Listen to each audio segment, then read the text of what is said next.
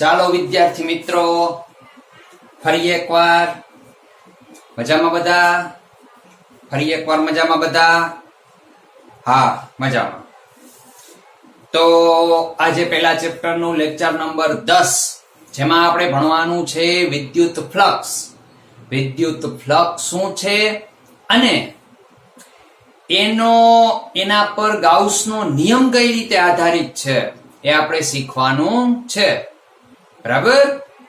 તો ચોપડો કાઢજો, બોલપેન કાઢજો, સાથે સાથે થોડુંક લખતા જજો.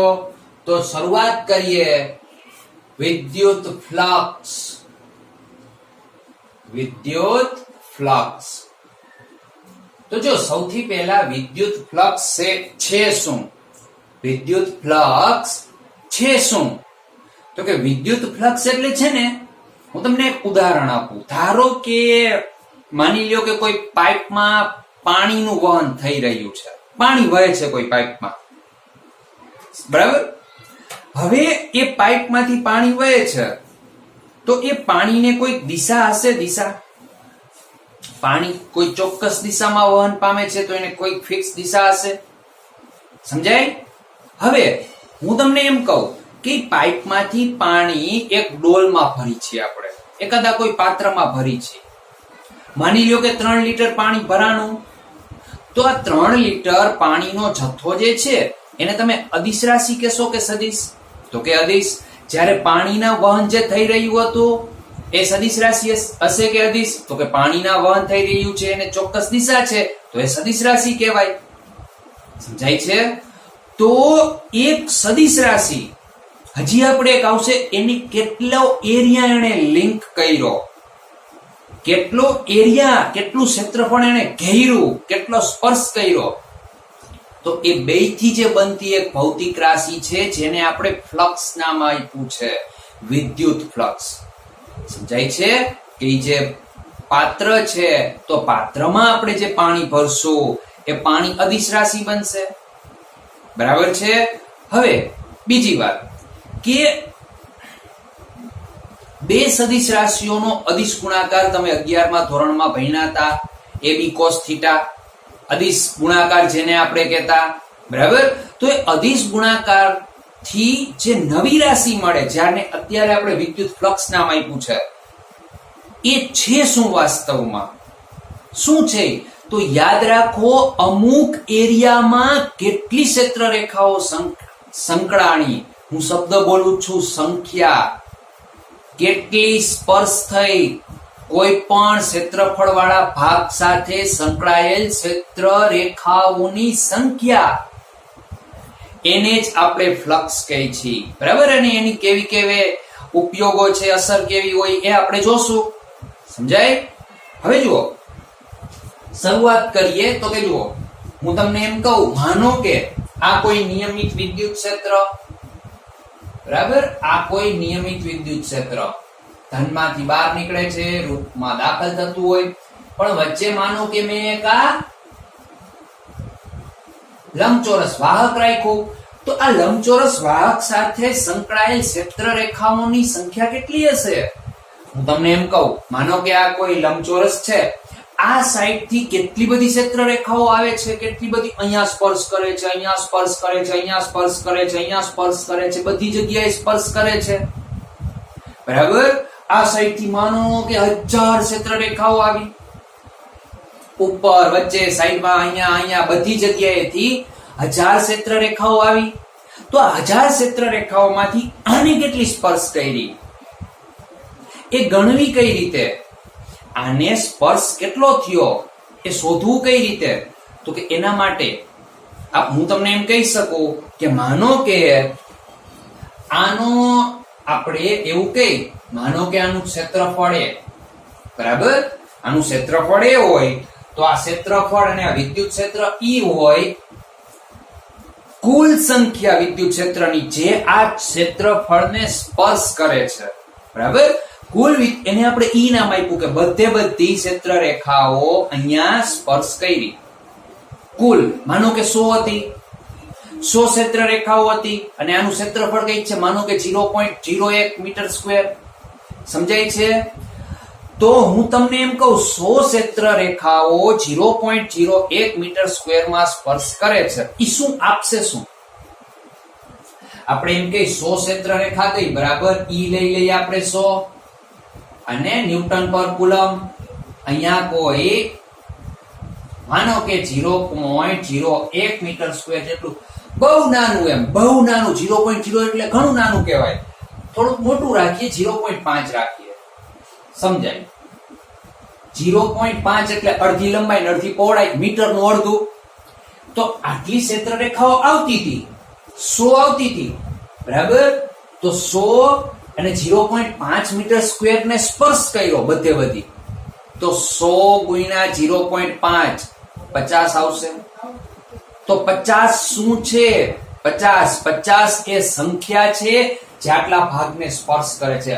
0.0 માનો કે અહીંથી 100 ક્ષેત્ર રેખાઓ આવતી હતી, પણ આ ક્ષેત્રફળને કેટલી સ્પર્શ કરી? આને 100 આવતી હતી, બરાબર? તો 100 એ 100 નો આપણે 0.5 સાથે હું એમ કહું ફ્લક્સ આ રીતે લખી શકાય કે આખાનું ક્ષેત્રફળ શું છે? એ આખાનું ક્ષેત્રફળ છે. આમથી 100 ક્ષેત્ર રેખા આવી, 100 સમજવા ટ્રાય કરો. 100 ક્ષેત્ર રેખા આવી બધે બધી, આને સ્પર્શ પણ કર્યો, સમજાય? આને બધે બધી સ્પર્શ પણ કર્યો. તો શું થશે? આ કઈ રાશિ બનશે? 100 ગુણ્યા 0.5 એટલે 1/2, તો કે 50. આ 50 શું છે મારે એ સમજાવવું છે, બરાબર? 50 શું છે? આગળ થોડુંક 100 એ 100 સ્પર્શ નહોતી કરતી એમ બોલાઈ ગયું, પણ 100 જ માનો કે સ્પર્શ કરે છે. શું છે આ 50? એ આપણે શીખવું છે. માનો કે આ ક્ષેત્રફળની સાઈઝ 1 મીટર સ્ક્વેર હોત તો 100 ક્ષેત્ર રેખાઓએ સ્પર્શ કર્યો તો ફ્લક્સ આપણને 100 મળત. 100 ગુણ્યા 100 મળત ને, બરાબર છે? તો એ ફ્લક્સ જે છે અમુક ક્ષેત્રફળ સાથે સંકળાયેલ ક્ષેત્ર રેખાની સંખ્યા આપે છે. કે આટલા ભાગ હું તમને એમ કહું કે જુઓ એરિયા કેટલો હતો? ક્ષેત્રફળ 0.5, 100 આવતી હતી, તો બેના ગુણાકારથી આપણને 50 મળ્યું. તો એ 50 શું હતું? એ ભાગમાં સંકળાયેલ 100 એ 100 ક્ષેત્ર રેખા. ખબર પડે છે કે આ 0.5, આ આડું 0.5, આટલા ભાગમાં 100 ક્ષેત્ર રેખાઓ ગઈ. આટલા ભાગને 100 ક્ષેત્ર રેખાઓએ સ્પર્શ કર્યો, બરાબર? તો એ 50 જે જવાબ આવ્યો, એ 50 જે છે એને આપણે વિદ્યુત ફ્લક્સ કહીએ છીએ. કે વિદ્યુત ફ્લક્સ એટલે શું? વિદ્યુત ફ્લક્સ એટલે શું? વિદ્યુત ક્ષેત્ર રેખાઓએ ક્ષેત્રફળ પર કંઈક અસર કરશે. જોશું શું અસર થશે, કેવા એના ઉપયોગ થશે, બરાબર? તો આ શું છે? વિદ્યુત ફ્લક્સ. સમજવા ટ્રાય કરો, થોડુંક છે પણ વિચારો શું હોઈ શકે?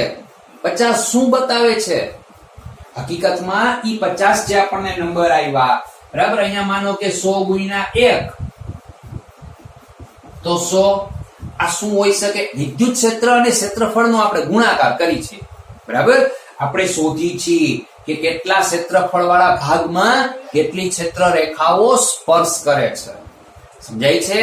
તો હું સામાન્ય રીતે આવું લખી શકું, જો ક્ષેત્રફળ a હોય, વિદ્યુત ક્ષેત્ર E હોય, તો flux ϕB is equal to E dot A, બરાબર? Flux ϕB is equal to E dot A. એ વિદ્યુત ફ્લક્સ નું શું બનશે? સૂત્ર બનશે. હવે તો કે અહીંથી આપણે જોતા જઈ, જુઓ પહેલા તો વિદ્યુત ફ્લક્સ અદિશ રાશિ છે, બરાબર? વિદ્યુત ફ્લક્સ અદિશ રાશિ છે, તેને કોઈ દિશા નથી. પછી વિદ્યુત ફ્લક્સ નો એકમ,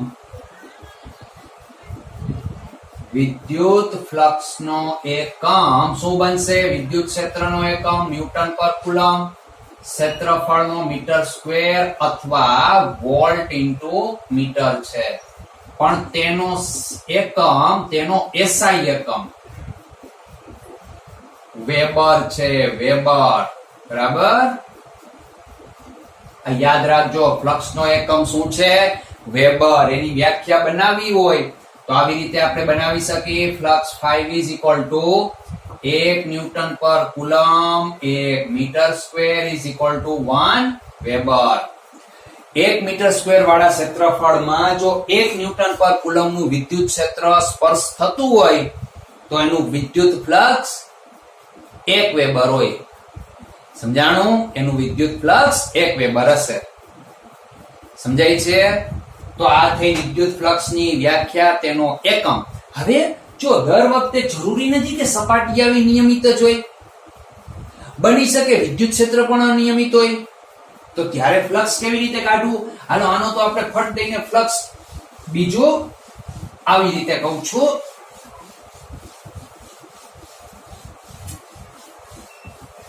જો કલ્પના કરતા જાજો મગજમાં, હું તમને એમ કહું, માનો કે આ વિદ્યુત ક્ષેત્ર રેખાઓ, બરાબર? હવે અહીંયા કોઈ સપાટી આ રીતે લંબ રૂપે છે, લંબ રૂપે સપાટી લંબ રૂપે છે. હવે ક્ષેત્રફળ પોતે પણ સદિશ રાશિ છે. જેમ વિદ્યુત ક્ષેત્ર સદિશ રાશિ છે તેમ ક્ષેત્રફળ પોતે પણ સદિશ રાશિ છે. તો જો અહીંયા શું થશે? માનો કે આ a ની દિશા, આ પણ e ની દિશા, તો અહીંયા e અને a વચ્ચેનો ખૂણો θ 0 થશે. તો ફ્લક્સ નું સૂત્ર બનશે E ડોટ A. પણ ધ્યાન અહીંયા E રાખવાનું છે કે વિદ્યુત ક્ષેત્ર તો સપાટીને લંબરૂપે છે. આ સમજવા જેવું છે. સપાટીને વિદ્યુત ક્ષેત્ર લંબરૂપે છે. જુઓ, હું તમને એમ કહું કે આ એક વિદ્યુત ક્ષેત્ર રેખા આ સપાટી સાથે કેટલા માપનો ખૂણો બનાવે? 90.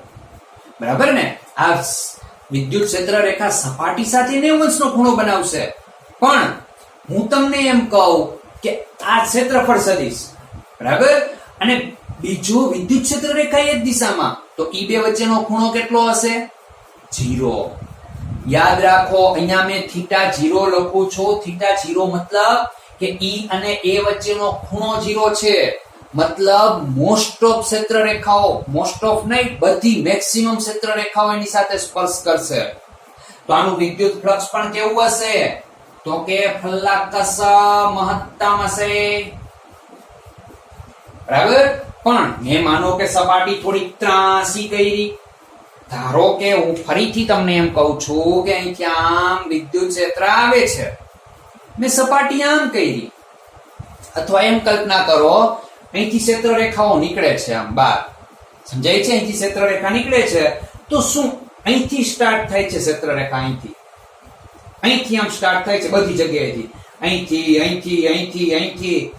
હવે હું આને આમ ત્રાંસી કરતો જાઉં છું, ત્રાંસી કરતો જાઉં છું. તો જો પેલા ક્ષેત્રફળ સદિશ આમ હતો, બરાબર, વિદ્યુત ક્ષેત્ર એ દિશામાં ખૂણો 0 હતો, પણ હવે વિદ્યુત ક્ષેત્ર તો આ દિશામાં જ છે, આ દિશામાં બધું વિદ્યુત ક્ષેત્ર આ દિશામાં છે, પણ ક્ષેત્રફળ સદિશ જુઓ જોઈ એ આમ.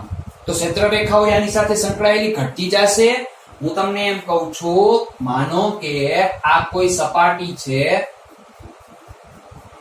આ ક્ષેત્ર રેખાઓ છે બધે બધી. હવે આને હું ત્રાંસી કરું છું, ત્રાંસી, આ સપાટીને ત્રાંસી કરું છું આવી કઈ. તો જો ક્ષેત્ર રેખાઓ ઘટતી જશે, આમ કરીશ તો ઉપરી ક્ષેત્ર રેખાઓ નહીં સ્પર્શ કરે. આમ કે વિદ્યુત ક્ષેત્ર રેખાઓ તો આ દિશામાં જ છે, તો નીચેથી ઉપરથી બે જગ્યાએથી ક્ષેત્ર રેખાઓ ઘટશે. જ્યારે ક્ષેત્રફળ સદિશ હવે આ દિશામાં આવશે, આ ઈ ની દિશા, તો ઈ અને એ વચ્ચેનો ખૂણો કેટલો થશે? થીટા. ધારો કે અત્યારે ખબર નથી કેટલો ખૂણો છે, ધારો કે થીટા છે, તો અહીંયા તમે ઘટક લેશો, આ વિદ્યુત ક્ષેત્રને સમાંતર કેનો કયો ઘટક થાય? a cos થીટા, બરાબર ને? a cos theta. તો ફ્લક્સ 5 ઇઝ ઇક્વલ ટુ સૂત્ર શું બનશે? E ગુણ્યા a એટલે a cos થીટા. જ્યાં યાદ રાખવાનું, જ્યાં થીટા a અને e વચ્ચેનો કોણ છે, ખૂણો છે, બરાબર? આનો અર્થ શું થાય? જુઓ, અહીંથી તમને ખબર શું પડશે? માનો કે હું તમને એમ કહું આ ખૂણો 60 છે, પેલા ખૂણો 0 હતો, 0 ખૂણો હતો ત્યારે માનો કે 100 ક્ષેત્ર રેખાઓ સ્પર્શ કરતી હતી, 100 અને 1 મીટર સ્ક્વેર માનો કે ક્ષેત્રફળ છે, તો ફ્લક્સ 5 is equal to 100 ગુણ્યા સૂત્ર ક્યાં ગયું આપણું મોડ RU A એટલે 1, તો વિદ્યુત ફ્લક્સ 100 હતું બરાબર. હવે અહીંયા શું થશે, flux 5 is equal to E એટલે 100, A એટલે 1 cos 60, તો 100 ગુણ્યા 1 ગુણ્યા cos 60 એટલે 1/50. ક્ષેત્ર રેખાઓની સંખ્યા ઘટી. કેમ? તમે એને ત્રાંસુ કર્યું. જેટલું ત્રાંસુ કરશો કેટલી ઘટશે, તો કે અહીંયા 100 અડધી થઈ ગઈ. હજી સાવ ફરીથી આમ જ કરી નાખશો કે આ રીતે ગોઠવી નાખશો સપાટી, તો એક પણ ક્ષેત્ર રેખા સ્પર્શ નહીં કરે બરાબર. આ A ની દિશા, આ E ની દિશા, તો E અને A વચ્ચેનો ખૂણો કેટલો થઈ ગયો, θ 90°.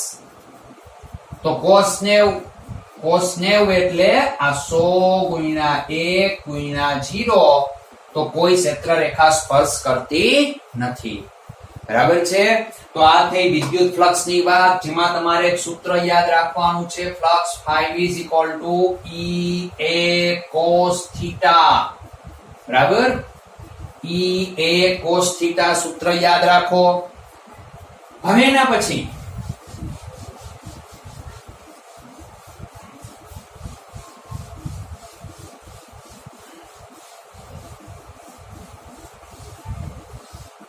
હવે જો જરૂરી તો નથી કે દર વખતે સપાટી નિયમિત જ હોય, જરૂરી પણ નથી કે દર વખતે વિદ્યુત ક્ષેત્ર બધી જગ્યાએ સરખું હોય બરાબર ને, જરૂરી તો નથી આ વસ્તુ. તો જ્યારે આપણને સપાટી અનિયમિત આપી હોય ત્યારે કઈ રીતે શોધવું ફ્લક્સ, ત્યારે કઈ રીતે ગણવું, તો કે એના માટે સપાટી અનિયમિત હોય ત્યારે, સપાટી અનિયમિત હોય ત્યારે વિદ્યુત ફ્લક્સ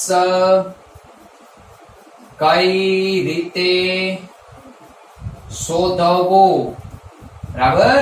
તો કે ત્યારે વિદ્યુત ફ્લક્સ કઈ રીતે શોધવું. માનો કે હું તમને એમ કહું, આ કોઈ અનિયમિત સપાટી છે, અહીંયા વિદ્યુત ભાર મેં Q રાખ્યો છે +Q બરાબર છે, અહીંયા મેં વિદ્યુત ભાર +Q રાખું છું. તો હવે જુઓ, માનો કે આની ક્ષેત્ર રેખાઓ આ દિશામાં છે રેડી. હવે પાછું એવું છે કે અહીંયા જેટલી વિદ્યુત ક્ષેત્ર, માનો કે આ અંતર બધા સરખા નથી, જો આ અંતર થોડું વધારે છે, આ ઓછું છે, આ એના કરતા ઓછું છે, તો વિદ્યુત ક્ષેત્ર બધી જગ્યાએ સરખું નથી. વિદ્યુત ક્ષેત્રની તીવ્રતા બધી જગ્યાએ અલગ અલગ, અને ક્ષેત્રફળ પણ આમાં તમે ભાગ પાડો તો કેવા છે, અલગ અલગ. ક્ષેત્રફળ પણ બધી જગ્યાએ સમાન નથી, અનિયમિત. તો કઈ રીતે ગોતવું ફ્લક્સ? તો એના માટે આપણે શું કરવાનું, ધારો કે જો આ વિદ્યુત ક્ષેત્રની દિશા બરાબર, આ વિદ્યુત ક્ષેત્ર E ની દિશા, અહીંયા માનો કે સપાટીને સહેજ આટલો ભાગ લઉં છું, લંબ રૂપે એક સદિશ દોરો, dA સૂક્ષ્મ ક્ષેત્રફળ, dA કહું છું સૂક્ષ્મ ક્ષેત્રફળ, સમજાય છે. ds લખો, dA લખો, જે લખો એ લખી શકાય. અથવા શરૂઆતમાં આવી રીતે કંઈક કરીએ કે અહીંયા એક ડેલ્ટા A જેટલું ક્ષેત્રફળ લઉં છું, બે વચ્ચેનો ખૂણો માનો કે થીટા છે બરાબર, બંને વચ્ચેનો ખૂણો માનો કે થીટા છે. માનો કે અહીંયા વિદ્યુત ક્ષેત્ર A, સમજાય, વિદ્યુત ક્ષેત્ર A, અને માનો કે અહીંયા સપાટીને લંબ રૂપે સદિશ જાય છે, અહીંયા ડેલ્ટા A1, આ કહું ડેલ્ટા A2, અહીંયા ખૂણો θ2 કહું, આ θ1, બધી જગ્યાએ ખૂણા પણ અલગ અલગ હશે બરાબર. તો આપણે શોધવું હોય તો કુલ ફ્લક્સ કઈ રીતે ગોતવાનું, તો કુલ ફ્લક્સ 5 is equal to પેલાનું કે E1 કઈ જો વિદ્યુત ક્ષેત્ર ધારો કે અલગ અલગ છે, આવશે નહીં આગળ, E1 ડેલ્ટા A1 લખી શકાય ને, સદિશમાં લખ્યું છે E ડેલ્ટા A cos θ બરાબર, E ડેલ્ટા A cos θ. એવી જ રીતે હું અહીંયા લખી શકું E2 delta A2 E2 delta A2 cos theta લખી શકાય, બરાબર. પછી એવી જ રીતે ત્રીજી સપાટી લ્યો, ચોથી સપાટી લ્યો, પાંચમી સપાટી લ્યો, છઠ્ઠી સપાટી લ્યો, બધી સપાટીનું વિદ્યુત ફ્લક્સ શોધીને તેનો સરવાળો કરવાનો, બરાબર. પણ એમાં શરતો આપણે અમુક યાદ રાખવાની છે જે દાખલામાં ગણવામાં, થિયરીમાં કામ લાગશે. જો માનો કે પછી આને હજુ આપણે સૂક્ષ્મ ટુકડા કરતા જઈએ, વિદ્યુત ક્ષેત્રને નિયમિત કરવું છે મારે, બરાબર. કે ખૂબ નાના હજી આને કે ડીએ જેટલા આટલો ટુકડો હતો તો એના કે કરોડો ભાગ કરી નાખો, વિકલન સંકલન જેને આપણે કહીએ છીએ, ખૂબ નાના ટુકડા કરી નાખ્યા, ખૂબ નાના. તો આને આપણે આમ લખી શકીએ કે ઈ ડોટ ડીએ, બરાબર. પછી ઈ ડોટ ડીએ બીજા ટુકડા માટે. તો છેલ્લે દરેક સપાટી જે છે, બરાબર, દરેક સપાટી જે છે દરેક સપાટી માટે એટલા એના નાના ભાગ કરી નાખ્યા કે હવે આ સરવાળાને આપણે આ રીતે સંકલનમાં દર્શાવી શકીએ, ઈ ડોટ ડીએ. અને સંકલન શેની પર આપણે કરી છે તો કે સપાટી પર. સમજાય છે? સંકલન આપણે કેના પર કરી છે? સપાટી પર. રેડી? તો આ રીતે તમે દરેક સપાટી પર ઉદ્ભવતું વિદ્યુત ફ્લક્સ જ્યારે સપાટી અને વિદ્યુત ક્ષેત્ર બંને અનિયમિત હોય ત્યારે આપણે શોધી શકીએ. પણ અહીં જો તકલીફ આપણને કેવું આવશે, પહેલા આપણે થોડુંક વિચારીએ.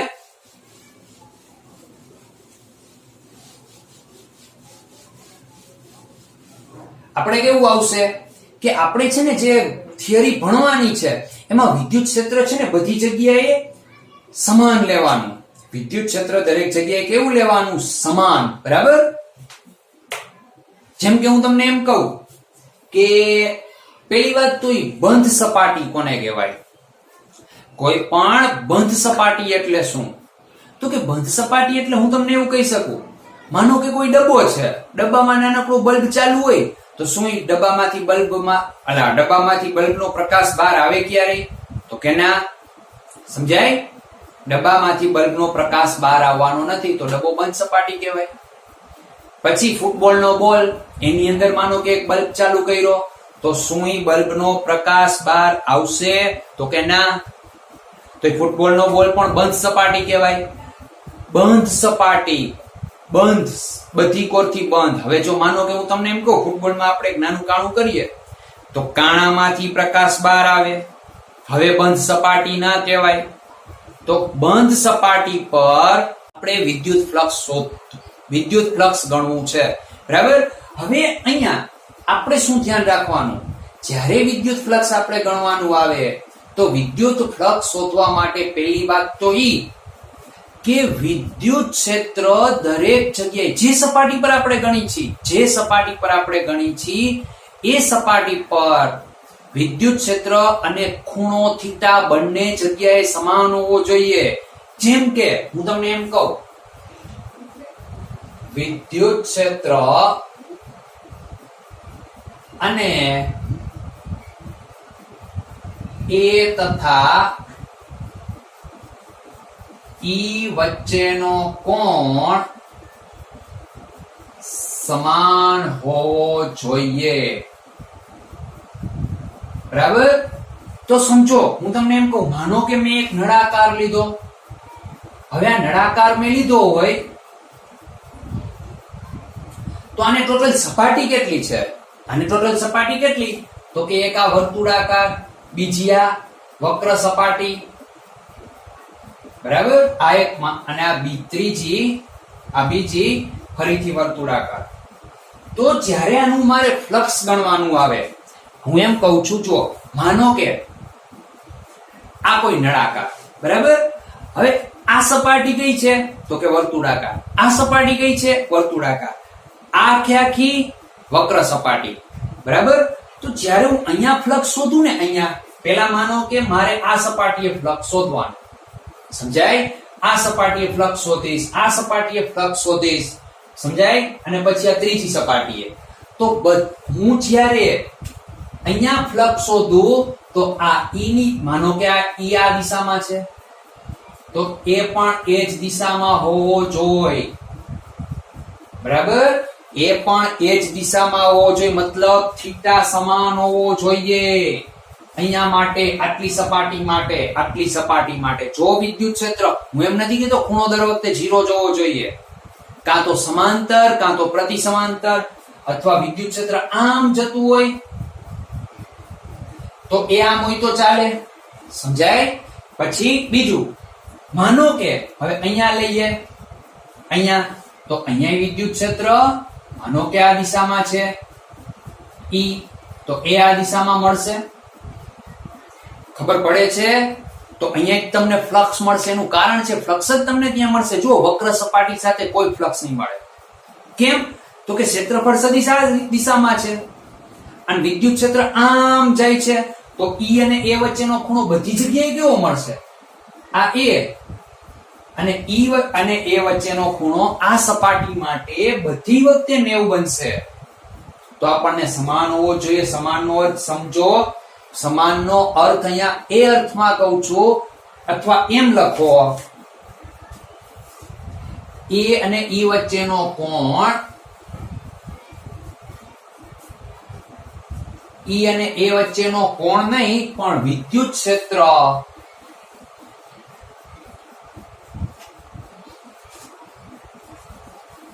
ક્ષેત્ર સપાટી પર દરેક જગ્યાએ સમાન હોવું જોઈએ, બરાબર? કન્ફ્યુઝન ન થાય. પછી હવે જો અહીંયા આ વક્ર સપાટી સાથે સંકળાયેલ ફ્લક્સ શું હશે? આ વક્ર સપાટી જે છે તો દરેક વક્ર સપાટી સાથે સંકળાયેલ ફ્લક્સ શું હશે? 0. તો આનું ફ્લક્સ આપણે 0 લેશું, અહીંયા ફ્લક્સ શોધશું, અહીંયા ફ્લક્સ શોધશું અને આનું ફ્લક્સ 0 બતાવશું અને 3 ફ્લક્સ નો શું કરવાનો કે ϕ1 + ϕ2 + ϕ3, 3 નો ફ્લક્સ શોધીને તેનો સરવાળો કરવાનો, જેને આપણે કુલ ફ્લક્સ કહેશું, બરાબર? અથવા હું તમને એમ કહું, માનો કે આ કોઈક ક્યુબ છે, બરાબર? આ ક્યુબ, તો કે ક્યુબ ને ટોટલ કેટલી સપાટી હોય? 6. વિદ્યુત ક્ષેત્ર માનો કે આમ આવે છે, આ વિદ્યુત ક્ષેત્ર રેખાની દિશા. તો આમાં તમે ધ્યાનથી જોશો તો જુઓ, એક આ સપાટી અને એક આ બીજી, પછી આ 3, પાછળ 4, આ 5, આ 6. ક્યુબ ને ટોટલ કેટલી બાજુ હોય? આને જ આપણે થોડી વાર માટે, ક્યુબ તો નથી આ, પણ ગણીએ. જુઓ, આમ વિદ્યુત ક્ષેત્ર આવે છે, અહીંથી બહાર નીકળે છે, બરાબર? તો ધ્યાનથી તમે જોશો તો એક આ સપાટી સાથે ફ્લક્સ મળશે, આ સપાટી સાથે ફ્લક્સ મળશે, બાકી અહીંયા ખૂણો વિદ્યુત ક્ષેત્ર આમ, જ્યારે ક્ષેત્રફળ સદિશ સપાટીને લંબરૂપે હોય, ક્ષેત્રફળ સદિશ સપાટીને લંબરૂપે હોય, બરાબર? લંબરૂપે તો આ 4 માંથી એકેય સપાટી સાથે ફ્લક્સ સંકળાશે નહીં, મતલબ એને ક્ષેત્ર રેખાઓ સ્પર્શ જ નહીં કરે, બરાબર છે? તો માત્ર આ સપાટી સાથે ફ્લક્સ શોધો, આ સપાટી સાથે ફ્લક્સ શોધો અને એનો સરવાળો કરવાનો, સમજાય છે? અથવા કોઈ પણ, માનો કે આવી રીતે ગોળાકાર હોય તો આમાં તો સપાટી જ આખી એક છે, આનું તો ડાયરેક્ટ સંકલન કરી નાખવાનું, ઈ અને ડીએ વચ્ચેનો ખૂણો પણ બધી જગ્યાએ કેવો હશે? સમાન હશે. ખબર પડી? તો આ એક યાદ રાખવાનું કે વિદ્યુત ક્ષેત્ર સપાટી પર દરેક જગ્યાએ સમાન હોવું જોઈએ. ક્યાં? જે સપાટી પર, હા, આની વાત કે આ સપાટી જે રહી ને, આ અહીંયા તમે ફ્લક્સ શોધો છો તો અહીંયા વિદ્યુત ક્ષેત્ર બધી જગ્યાએ સમાન હોવું જોઈએ, બરાબર? કારણ કે મળશે જ ત્યાં. અને ખૂણો તો કે એ અને ઈ વચ્ચેનો 0 જ હશે કા 180 હશે. સેમ અહીંયા મેં આના માટે લખ્યું તો ખૂણો સમાન હોવો જોઈએ. જ્યાં આપણને ફ્લક્સ મળશે ત્યાં ઈ અને એ વચ્ચેનો ખૂણો સમાન હોવો જોઈએ, બરાબર? તો અહીંયા જ્યારે આપણે વિદ્યુત ફ્લક્સ શોધશું તો E અને A વચ્ચેનો ખૂણો કેવો મળશે આપણને? આ E આ A 0, બરાબર છે. તો E અને A વચ્ચેનો ખૂણો 0 મળે. આ સપાટી 1 આ સપાટી 2 બેયના ફ્લક્સનો સરવાળો કરશું આપણને કઈક ફ્લક્સ મળશે. સમજાય છે? તો આ રીતે આપણે વિદ્યુત ફ્લક્સ શોધી શકીએ, બરાબર. બીજું, હવે આના પરથી તમને ફ્લક્સ વિશે કઈ આઈડિયા આવી ગયો હોય, ફ્લક્સ વિશે આપણને કઈ તમને મગજમાં કઈક બેઠું હોય, બરાબર, તો આના પરથી આપણે છે ને ગાઉસનો નિયમ ભણવાનો છે. આના પરથી આપણે ગાઉસનો નિયમ જોવાનો છે અને શું છે એ જોઈએ. જુઓ, એના માટે એક ઉદાહરણ આપણે લેશું.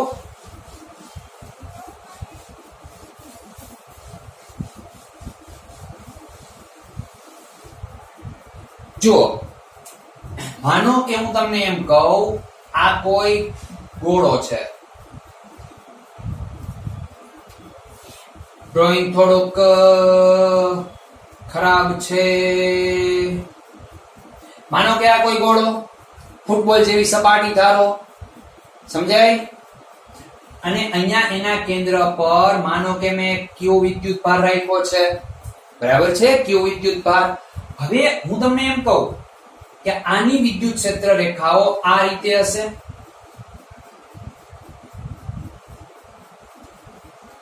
તમે ગમે તે જગ્યાએ તમે E અને A વચ્ચેનો ખૂણો શોધશો. માનો કે હું આ સૂક્ષ્મ ક્ષેત્રફળ લઉં છું, ds લઉં છું, તો એ પણ એ જ દિશામાં ds, વિદ્યુત ક્ષેત્ર પણ એ જ દિશામાં હશે ને. ગમે અહીંયા લેવાની છૂટ. ફૂટબોલ જેવી ગોળાની આમ કલ્પના કરો, કલ્પના સપાટી છે ગોળાકાર, બરાબર. આ ગોળાકાર સપાટીમાં જ્યાં વિદ્યુત ક્ષેત્ર જે દિશામાં જાય છે એ દિશામાં શું હશે? વિદ્યુત ક્ષેત્રફળ સદિશ. તો હર બધી જગ્યાએ થીટા કેવો થશે? E અને અહીંયા માની લો કે મેં લીધું આ ds, આ E, તો વિદ્યુત ક્ષેત્ર કેવું થશે? આ વિદ્યુત ક્ષેત્રફળ સદિશ અને E વચ્ચેનો ખૂણો કેટલો થશે? 0. હમણાં આપણે કીધું વિદ્યુત ક્ષેત્ર બધી જગ્યાએ સમાન હોવું જોઈએ, હોવું જ જોઈએ. ત્રિજ્યા એની સરખી છે તો દરેક અંતરે વિદ્યુત ક્ષેત્રફળ કેવું હશે? સમાન હશે. સમજાય છે? તો હવે આપણે જો હું તમને એમ કહું કે આ ગોળાનું ફ્લક્સ મારે શોધવું છે, તો flux phi is equal to સપાટી પર. હવે જો એક વસ્તુ યાદ રાખવાની, આ નિશાની છે બંધ સપાટીની, બરાબર, કે વિદ્યુત ભાર ગોળાની અંદર છે, આ બંધ સપાટી માટે છે. બંધ સપાટી માટે E ડોટ ds આમ લખી શકાય. હવે આનું સાદું રૂપ આપીએ. અહીંયા વિદ્યુત ભાર q છે. માનો કે આની ત્રિજ્યા r લઉં, બરાબર. ત્રિજ્યા માનો કે r લઉં અને ક્ષેત્રફળ સદિશને પણ તમે આ રીતે દર્શાવી શકો કે ds is equal to સદિશ એટલે સદિશ કોઈ પણ એકમ સદિશ એટલે સદિશના છેદમાં સદિશનું મૂલ્ય ભણી ગયા હતા. તો ds is equal to ds into ds એકમ સદિશ સ્વરૂપે બતાવી શકાય. તો કે આ તો લખીએ. તો આ q વિદ્યુત ભાર r અંતરે બધી જગ્યાએ કેટલું વિદ્યુત ક્ષેત્ર પેદા કરશે? આ સપાટી, તો કે q ના છેદમાં 4 pi epsilon not r square, બરાબર. અને એની આપણે દિશા લેશું એકમ સદિશ માટે r કેરેટ. અહીંયા સેમ લઈ લઈએ r કેરેટ, એકમ સદિશ r કેરેટ. અને હવે ds ને પણ આપણે આ લખી શકીએ કે ds into r કેરેટ. તો એકમ સદિશ ગુણ્યા એકમ સદિશ શું થશે?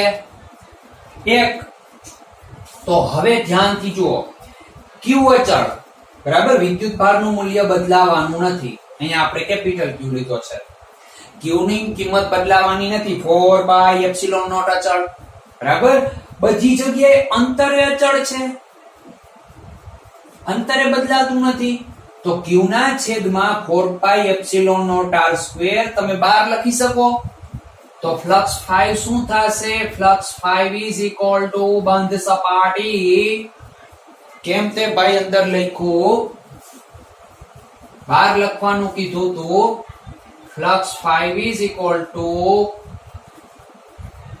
q ના છેદમાં 4 pi epsilon not r square બંધ સપાટી ds. બરાબર, બંધ સપાટી ds. ખબર પડી? હવે આખી જો આ ds ds આ ds આ ds આ ds આ ds આ ds આખી સપાટી, આખી ગોળાની સપાટી જે છે એનું ક્ષેત્રફળ તમે ભેગું ટોટલ કરતા જાશો, સરવાળો કરતા જાશો, તો સરવાળો અંતે કેટલો બનશે? q ના છેદમાં 4 pi epsilon not r square 4 pi r square.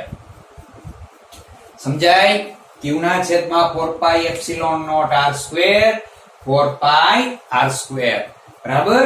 હવે તો અહીંયા ધ્યાન શું રાખવાનું? હવે તો કે આ ગુજરી જશે, વધશે q ના છેદમાં એપ્સિલોન નોટ ફ્લક્સ 5.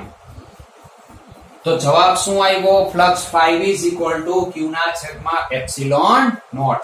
આપણે શરૂઆત કરી હતી eds થી, ખબર પડી? તો હવે આપણને આવું મળ્યું. તો આના ઉપરથી ગાઉસે નિયમ બનાવ્યો કે કોઈ પણ બંધ સપાટી સાથે સંકળાયેલ વિદ્યુત ફ્લક્સ, ગાઉસના નિયમનું વિધાન યાદ રાખજો.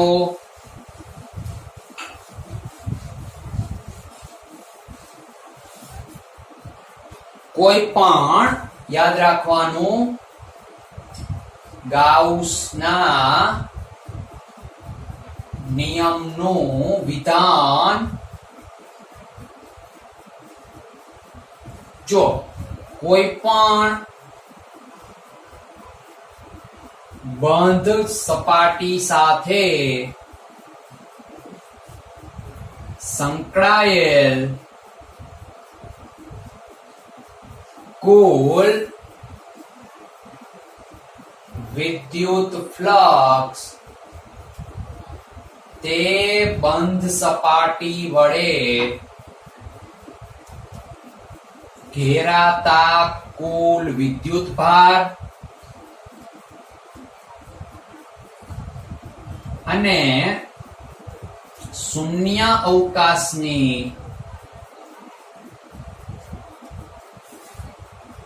પરમિટિવિટી એપ્સિલોન નોટ ના ગુણોત્તર જેટલું હોય છે. બરાબર. કોઈ પણ બંધ સપાટી સાથે સંકળાયેલ ફ્લક્સ તે બંધ સપાટી વડે ઘેરાતા કુલ વિદ્યુત ભાર અને શૂન્ય અવકાશની પરમિટિવિટી એપ્સિલોન નોટ ના ગુણોત્તર જેટલું હોય છે. બરાબર.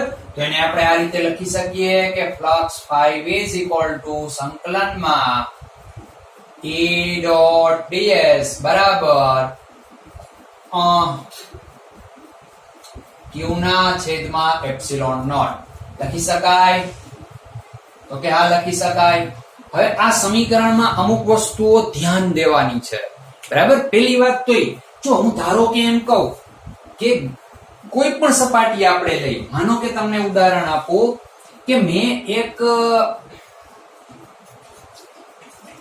આવી રીતે નાનકડો ક્યુબ લીધો. બરાબર. આ ક્યુબ, હવે આની આજુબાજુ માનો કે આ Q1 વીજભાર છે, અંદર Q2 છે, Q3 છે અને Q4 છે, અને માનો કે આ માઇનસ છે. સમજાય? આ માઇનસ છે. તો હવે આમાં આજે આપણે જમણી સાઈડ Q લીધો છે ને, જમણી સાઈડ નો Q એ માત્ર સપાટી વડે ઘેરાતો જ વીજભાર લેવાનો, સપાટી વડે ઘેરાતો જ વીજભાર લેવાનો, અને સપાટી નો આપી હોય તો ધારવાની. સમજાય? સપાટી નો આપી હોય તો ધારવાની. જોશું આગળ. હવે તો Q2 plus Q3, આ Q કેટલા લખવાના? માનો કે આ 5 કુલમ છે, આ 3 કુલમ, આ 2 આ -1. તો જમણી સાઈડ નો Q જે છે એ માત્ર ને માત્ર સપાટી વડે ઘેરાયેલ વિદ્યુત ભાર ધ્યાનમાં લેવાનો. બરાબર. માત્ર ને માત્ર સપાટી વડે કેટલો વિદ્યુત ભાર ઘેરાય છે એ ધ્યાનમાં લેવાનું. જ્યારે ડાબી બાજુનું જે વિદ્યુત ક્ષેત્ર છે એ જેટલા વીજભાર આપ્યા હોય 1 2 3 4 ચારે ચાર વિદ્યુત ભારોથી ઉદ્ભવતું વિદ્યુત ક્ષેત્ર અહીંયા મૂકવાનું. સમજાણું? ચારે ચાર વિદ્યુત ભારોથી ઉદ્ભવતું વિદ્યુત ક્ષેત્ર ત્યાં મૂકો. ખબર પડી? તો આને એટલે તમને વિદ્યુત ફ્લક્સ મળશે. બીજું આ છે આપણે સપાટી. જો અહીંયા સપાટી ગમે તે હોઈ શકે, ક્યુબ હોઈ શકે, બરાબર, નળાકાર હોઈ શકે, ગોળ સપાટી હોઈ શકે, ગમે તે સપાટી હોઈ શકે. જે સપાટી આપણે ધારી છીએ એ સપાટીને આપણે કહેશું ગાઉસિયન પૃષ્ઠ. શું કહેવાનું? ગાઉસિયન પૃષ્ઠ. એનું આપણે નામ શું આપશું? ગાઉસિયન પૃષ્ઠ. બીજું ગાઉસનો નિયમ જે છે આ યાદ રાખો. પેલું કે કેપિટલ ક્યુ હંમેશા સપાટી વડે ઘેરાતો વીજભાર જ ધ્યાનમાં લો. બીજું કે વિદ્યુત ડાબી બાજુ વિદ્યુત ક્ષેત્ર દરેક વિદ્યુત ભારના વિદ્યુત ક્ષેત્રનો બેઝિક સરવાળો છે. જો બેઝિક થી તમને ખબર હોવી જોઈએ. બેઝિક એટલે તો કે પ્લસ હોય તો પ્લસ, માઇનસ હોય તો માઇનસ. ખબર પડી? ઓકે. ત્રીજું બંધ સપાટીને જે આપણે ધારી છે બંધ સપાટીને ગાઉસિયન સપાટી કહે છે. બરાબર? બંધ સપાટીને ગાઉસિયન સપાટી કહે છે. પછી ચોથું મુદ્દા યાદ રાખતા જાજો કે જે ગાઉસનો નિયમ છે એ દરેક આકાર માટે સાચો છે. એવું નહીં કે ભાઈ નળાકાર, ક્યુબ, લંબચોરસ, ગોળાકાર સપાટી એટલા માટે જ સાચો છે. ના, કોઈ પણ આકાર હોય, ત્રિકોણ હોય, ત્રિકોણનો હોય, પછી ગમે તે આકાર હોય, ગમે તે આકાર ન હોય, દરેક સપાટી માટે ગાઉસનો નિયમ સાચો છે. બરાબર? કોઈ પણ પ્રકારના આકાર માટે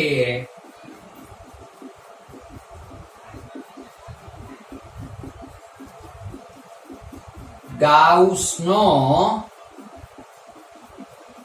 નિયમ સત્ય છે. બરાબર? કોઈ પણ પ્રકારના આકાર માટે ગાઉસનો નિયમ સાચો છે. બરાબર? તો એક સૂત્ર આપણે અત્યારે યાદ રાખવાનું છે. E dot delta S is equal to Q ના છેદમાં એપ્સિલોન 0. ખબર પડી ગઈ બધાને? સમજાઈ ગયું? ઓકે. ચાલો હવે આપણે ફ્લક્સ પરના દાખલા જોઈએ.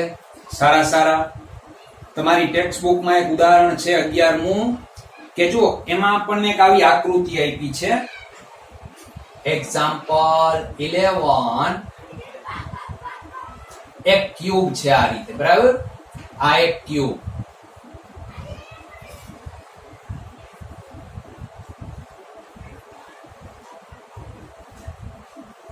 હવે આ ક્યુબમાં અહીંયા એને ઉગમ બિંદુ લીધું. ધ્યાનથી જોતા જજો. આ z અક્ષ,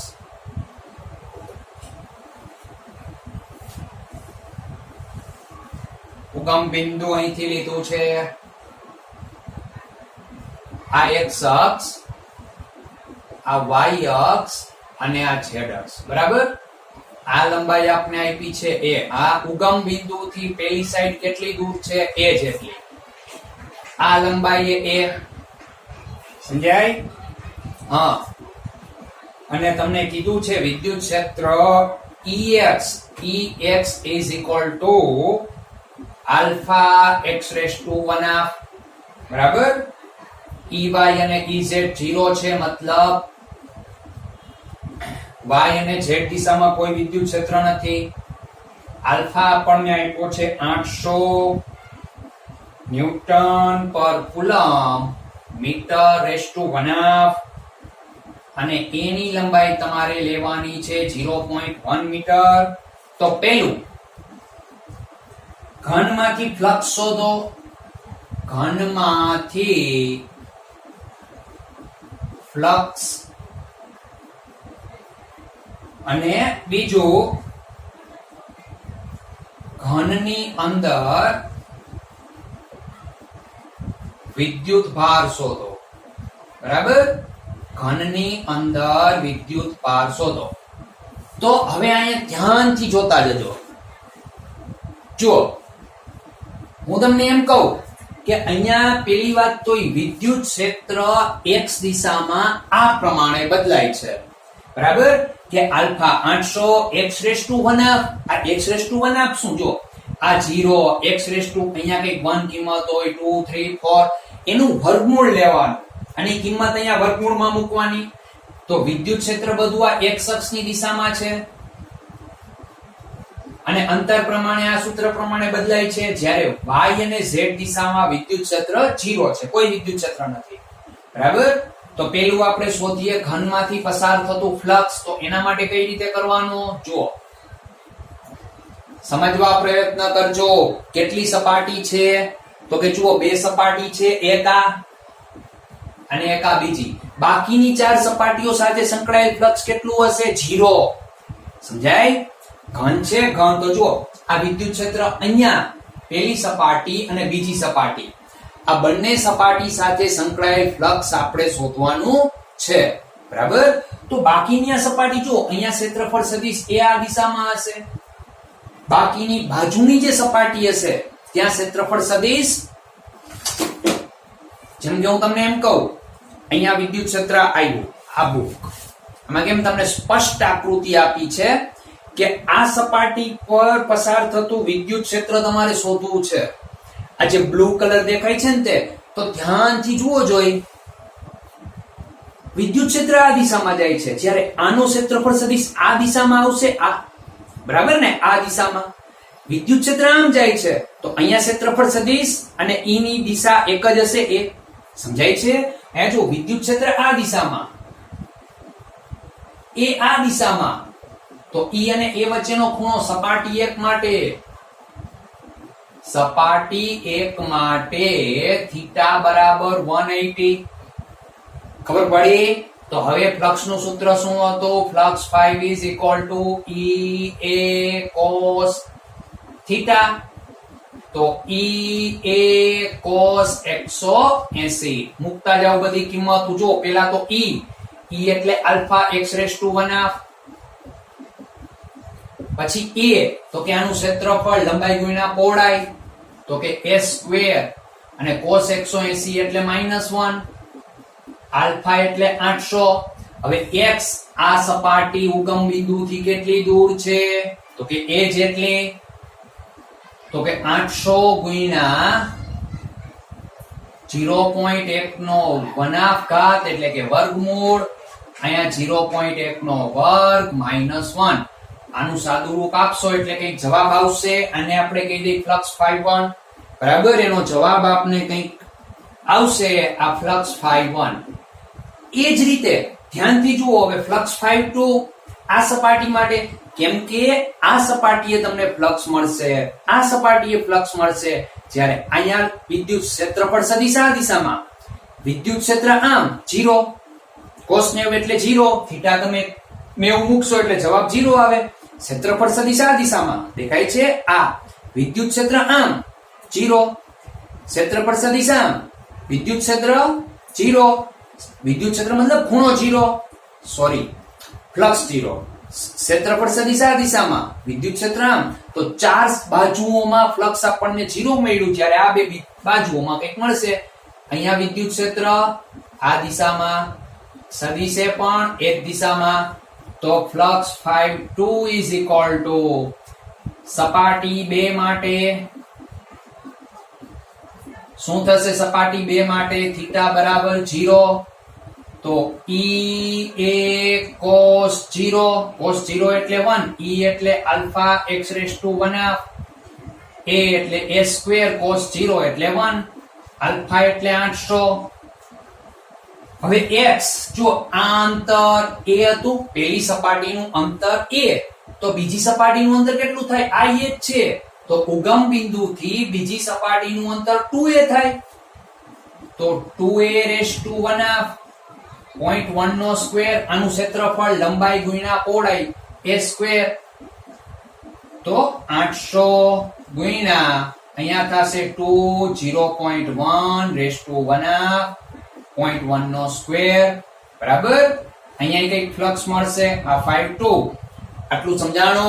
હવે અહીંયા જે ફ્લક્સ મળશે એ તમને માઈનસ મળશે બરાબર, આ કઈ પ્લસ મળશે, તો એના પરથી આપણને કુલ ફ્લક્સ જે રહ્યું, કુલ ફ્લક્સ જે રહ્યું એ કઈક આટલું મળશે. કુલ ફ્લક્સ આપણને 1.05 મળે છે, તો flux 5 is equal to 52 minus 51 કરવાનું, કારણ કે આ માઈનસ છે બરાબર. હવે એનો જવાબ આપણને આપ્યો છે 1.05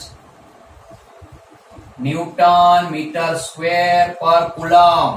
તો આટલું સમજાણું. શું થયું એ કે કુલ ફ્લક્સ કેમ માઈનસ થયો?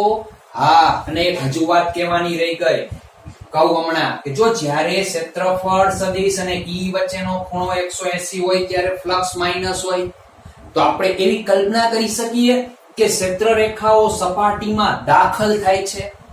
ક્ષેત્રરેખાઓ સપાટીમાં દાખલ થાય છે જ્યારે અહીંથી બહાર નીકળે છે બરાબર ને. જોઈએ હમણાં. હવે જો તમને ફ્લક્સ મળી ગયું, તો ફ્લક્સ મળી ગયા પછી તો કે પછી કંઈ બહુ લાંબુ નથી. વિદ્યુતભાર શોધવાનું આપણને કીધું હતું, તો વિદ્યુતભાર માટે તો સીધું જ આપણે જાણીએ છીએ કે B ઘનની અંદર વિદ્યુતભાર, તો કે એના માટે flux 5 is equal to q ના છેદમાં એપ્સિલોન નોટ, તો q is equal to 5 epsilon naught. તો 5 કેટલું મળ્યું? 1.05 ગુણ્યા 8.85 ગુણ્યા 10⁻12. આનું સાદું રૂપ આપો એટલે ફરીથી તમને જવાબ મળશે વિદ્યુતભારનો 9.27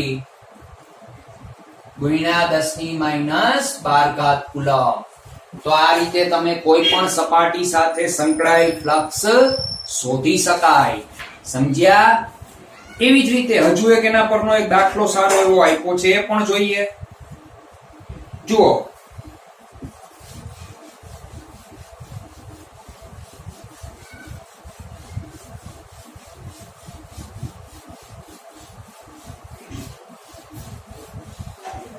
એમાં આપણને એમ કીધું છે કે એક વિદ્યુત ક્ષેત્ર ધન x માટે ધન x દિશામાં અને સમાન છે, તેમજ ઋણ x માટે તેટલા મૂલ્યનું સમાન અને ઋણ x દિશામાં છે બરાબર.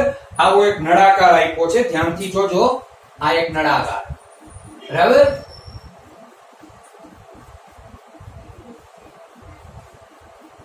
અને અહીંયા એને ઉગમ બિંદુ લીધું, તો આ x અક્ષ અને આ y અક્ષ. આપણને કીધું, હવે બહુ વાંચતો નથી, કે વિદ્યુત ક્ષેત્ર અહીંયા 200 I newton per coulomb x અક્ષની દિશામાં છે, અને x ગ્રેટર ધેન 0 માટે, x લેસ ધેન 0 એટલે આ સપાટી આવી જાય. તો વિદ્યુત ક્ષેત્ર minus 200 I newton per coulomb છે બરાબર. હવે આની ત્રિજ્યા આપણને આપી છે 5 centimetre, r is equal to 5 centimetre, અને આ લંબાઈ આપને આપી છે 20 સેન્ટીમીટર બરાબર. તો આપણને કીધું છે દરેક સપાટ બાજુઓમાંથી બહાર આવતું કુલ ફ્લક્સ કેટલું હશે? દરેક સપાટ બાજુઓમાંથી બહાર આવતું, સપાટ બાજુઓ જ કીધી, કેમ? તો કે જો અહીંયા વિદ્યુત ક્ષેત્ર આ દિશામાં બરાબર, આ E ની દિશા અને A ની દિશા પણ એ જ થશે ને. બે માઈનસ છે ઉગમ બિંદુની ડાબી બાજુ, એટલે બંને માઈનસ આવશે. જ્યારે અહીંયા E આ દિશામાં, આ E ની દિશા અને આ ક્ષેત્રફળ A ની દિશા, તો બે વચ્ચેનો ખૂણો 0 થશે. જ્યારે વક્ર સપાટીમાં દરેક જગ્યાએ ક્ષેત્રફળ સદિશ આમ, જ્યારે વિદ્યુત ક્ષેત્ર આ સાઈડ આ દિશામાં છે, ડાબી બાજુ આ સાઈડ આ દિશામાં છે, તો વિદ્યુત ક્ષેત્ર 90 અંશનો ખૂણો બનાવે છે સપાટી સાથે. સમજાય છે? ખબર પડી? તો ત્યાં ફ્લક્સ શું થશે? 0. માટે આપણને બે જ સપાટી પાસે ફ્લક્સ મળશે, એક આ અને એક આ. તો જોઈએ સપાટી પાસે પસાર થતું ફ્લક્સ. પછી ઘણા બધા પ્રશ્નો પૂછ્યા છે. વક્ર બાજુમાંથી ફ્લક્સ કેટલું હશે, નળાકારની બહાર આવતું કુલ ફ્લક્સ કેટલું હશે અને કુલ વિદ્યુતભાર કેટલો હશે. તો જો શરૂઆત કરીએ સૌથી પહેલા સપાટી 1 માટે. સપાટી 1 માટે ઈ તમને આપ્યો છે -200 I ન્યૂટન પર કુલમ. ક્ષેત્રફળ એ કેટલું થશે? તો કે પાઈ r સ્ક્વેર. I કેરેટ થશે, એ પણ માઈનસ. બરાબર ને? તો અને થીટા ઇઝ ઇક્વલ ટુ 0 અંશ. તો flux ∅1 is equal to E A cos theta. E એટલે -200 I. ક્ષેત્રફળ પાઈ r સ્ક્વેર, એ પણ માઈનસ. cos 0 એટલે 1. તો -200 ગુણ્યા 3.14 ગુણ્યા 0.05 નો વર્ગ ગુણ્યા 1. સમજાણો? ત્રિજ્યા 5 સેન્ટીમીટર છે, મીટરમાં ફેરવી નાખી. માઈનસ અને ક્ષેત્રફળ પણ સોરી માઈનસ પ્લસ એનો ગુણાકાર તમને મળશે 1.57 ન્યૂટન મીટર સ્ક્વેર પર કુલમ. બરાબર? આ સમજ્યા? ખબર પડી? એવી જ રીતે હવે ધ્યાનથી જુઓ જોઈ સપાટી 2 માટે પણ. તો E બરાબર તો કે 200 I ન્યૂટન પર કુલમ. ક્ષેત્રફળ તો કે plus pi r square, I caret જ મીટર સ્ક્વેર.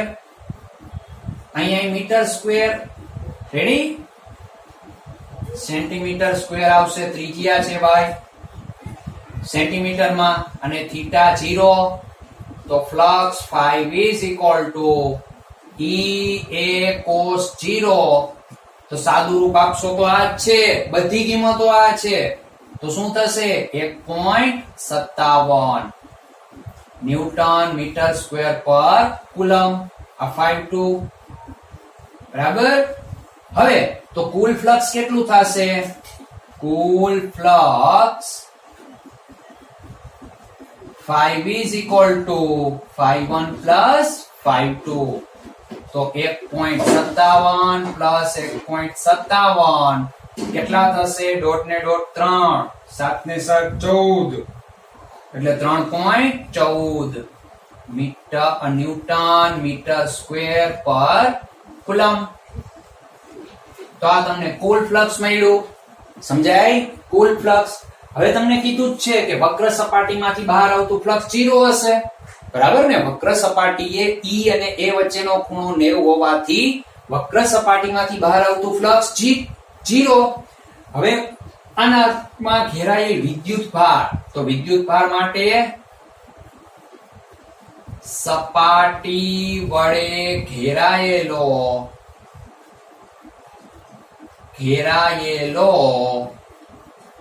વિદ્યુત ભાર flux 5 is equal to q ના છેદમાં એપ્સિલોન 0. માટે q is equal to 5 ગુણ્યા એપ્સિલોન 0.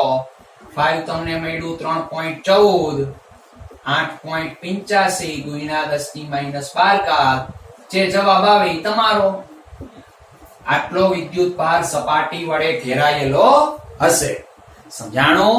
તો જો આ રીતે તમને ફ્લક્સના દાખલા પૂછી શકે અને સ્વાધ્યાયમાં આના દાખલા આપ્યા હશે, એની પણ તમે પ્રેક્ટિસ કરો, જોતા રહ્યો. અને આવતા લેક્ચરમાં આપણે આના પરના નીટ અને જેડબલઈ માં જે મસ્ત આવા પૂછાણા છે એવા દાખલાઓ ભણશો. બરાબર? ત્યાં સુધી મહેનત કરો. વિડિયો સારો લાગે તો લાઈક કરો, શેર કરો અને સબસ્ક્રાઇબર વધારો. મજા આવે, અમારી પ્રેરણા છે, જોઈને વધારે ભણાવવાનું મન થાય. Thank you.